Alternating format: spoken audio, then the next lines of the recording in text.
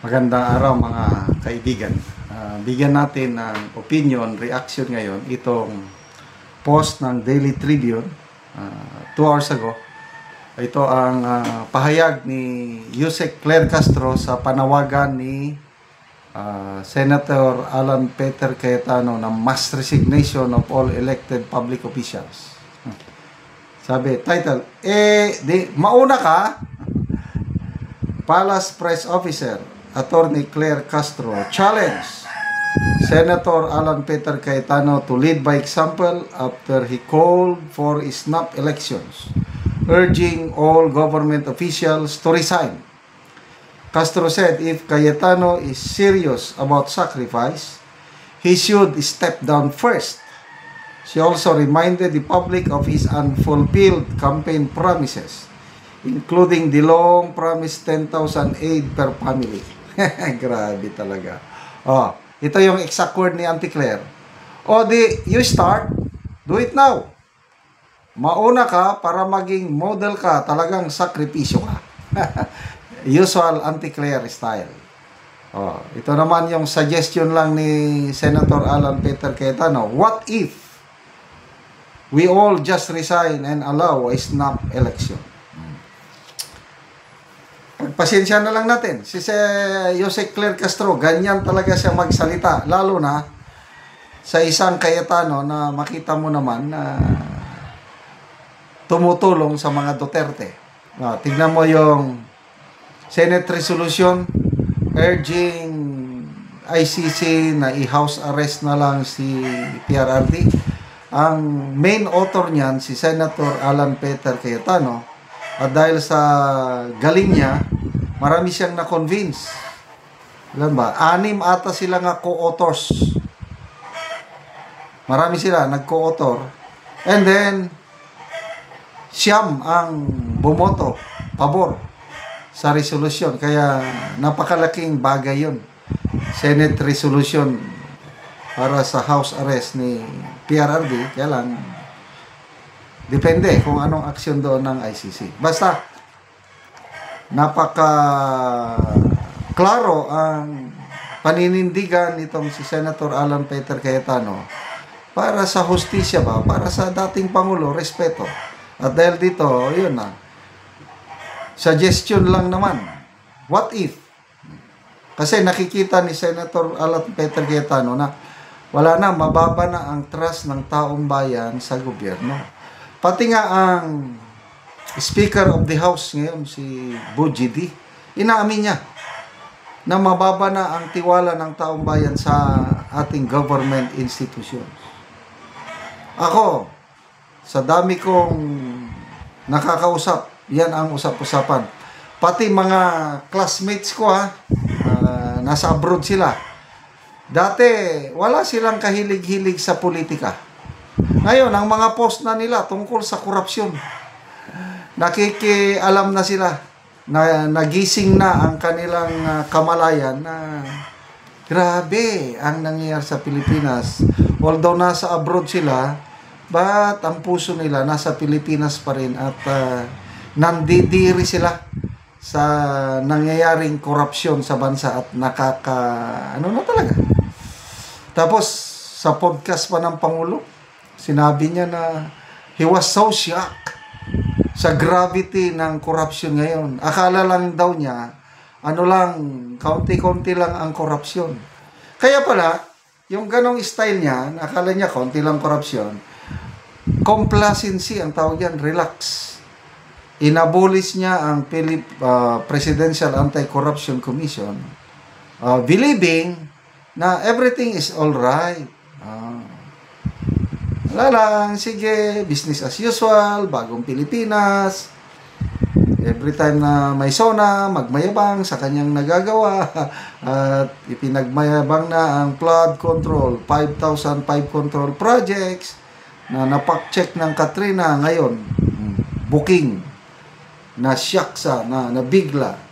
Ganyan na kalala ang corruption sa bansa. Anyway, snap election.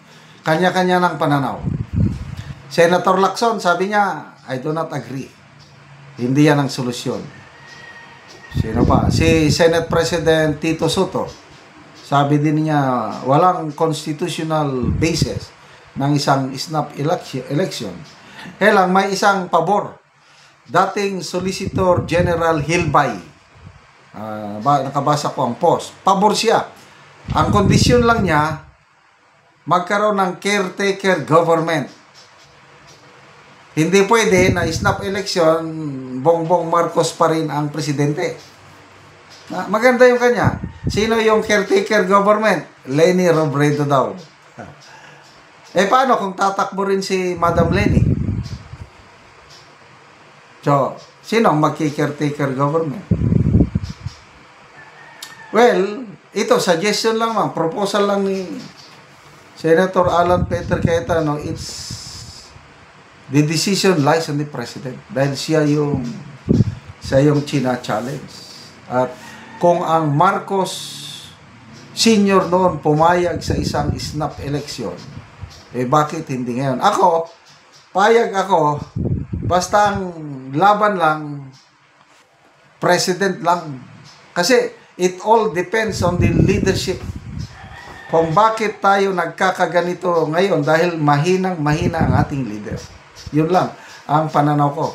Kaya tama, hindi tayo naniwala kasi kay Tatay Digong noon nung sinabi niya na weak leader yan. Matigas ang ating ulo. Ibinoto pa rin natin siya. Dito ngayon, napatunayan yung kanyang Hindi niya alam yung command responsibility. Naghuhugas kamay pa rin siya. Akala niya malinis lang siya. Wala siyang kinalaman sa korupsyon. Yun lang mga alyado niya. Ikaw ang presidente. Pinirmahan mo ang 2025 national budget na most corrupt budget in our nation's history. Dapat makinig siya kay Justice Antonio Carpio na nagsabi na may pananagutan ng presidente. Itong most scandalous corruption event in our nation's history. Ito ngayon, yung pinirmahan niyang budget. Kuno, nagbeto siya. Ang bineto lang niya, 29 billion. Ang pork barrel o budget insertion na pinirma niya is 421 billion na halos lahat nagamit para sa flood control project. So, good luck! Magre-resign kaya si Senator Alan Peter Cayetano? Hindi naman. Nag-suggest lang siya. Salamat mga kaibigan sa inyong pagsubaybay sa ating channel. Nakakatulong kayo ng malaki sa tribong talandig ng Bukidnon. Dahil ang sweldo natin sa channel na ito, pantulong sa tribo. Namimigay tayo ng livelihood assistance sa kanila. Nagpapatanim ng saging lakatan at Arabica coffee. Panoorin nyo ang video na ito. Ako diri sa area ni Aldi sa iyang tanong mga kape. So mag-abono siya. Kumuna ni ang itsura sa iyang kape nga isa ka bulan. So nindot gid kaayo.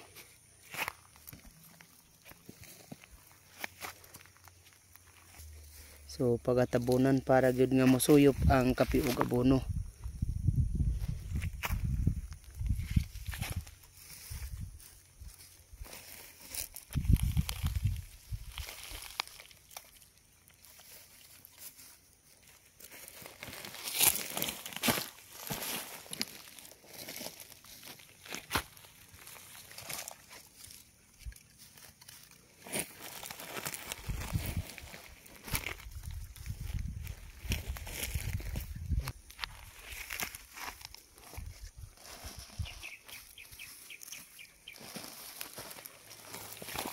O karon man sa pag-abono maga-spray na pod si Aldi sa iyang tanom nga kape.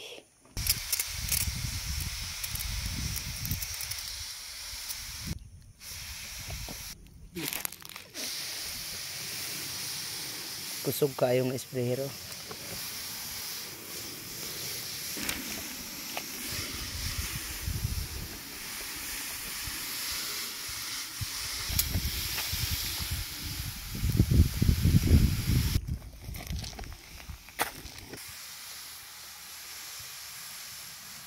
Salamat sa Ginoo ug sa nagsuporta. Hinaot unta nga pagpadayon pa ang suporta nga maabot sa mo ang aron makatabang sa mga kalisod. Salamat. Oo, salamat kaayo. So pila din ni ka punuan ang imong tanom nga kape? 300 ka punuan. 300 ka punuan. Oo, so naa na kay anak. Naa na isa. Sige. Salamat kaayo. Salamat.